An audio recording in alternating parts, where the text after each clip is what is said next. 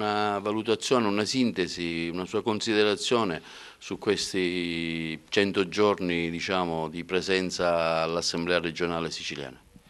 Ma insomma, non mancano le vertenze da avviare, le battaglie da mettersi sulle spalle, perché non mancano bisogni ed emergenze per i siciliani. Manca una risposta politica all'altezza. Fino adesso questo governo è stato abbastanza silente, non lo si può rimproverare di un'eredità che appartiene ai 20 anni precedenti dei governi siciliani, ma non può limitarsi alle prese d'atto.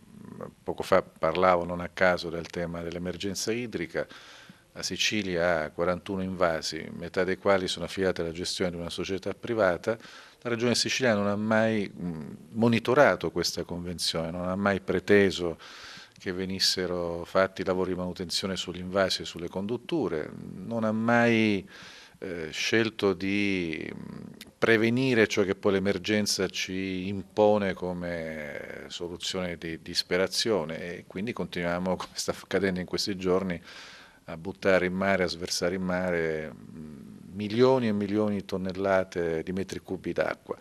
Ecco, ci saremmo aspettati e ci aspettiamo da questo governo non soltanto uno sguardo rassegnato alle ragioni della provvidenza, ma che sappia prendere in mano, come è stato suggerito da diversi spunti e interventi in aula, per esempio il tema dell'acqua, per tornare a renderla bene di tutti, bene pubblico, una ripubblicizzazione dell'acqua, un unico ente regionale che gestisca manutenzione e sicurezza degli invasi e delle condutture, e che faccia in modo che i siciliani non continuino a spendere quello che hanno speso negli ultimi 20 anni. Le do una cifra che fa rabbrividire: sono 14 miliardi di euro. Le bollette dei siciliani negli ultimi 20 anni sono state 14 miliardi di euro, le più care in assoluto di tutta Italia, con il peggior servizio idrico, con l'acqua che per metà si perde nelle condutture, con metà degli invasi che sono a secco o non possono essere riempiti per ragioni di sicurezza.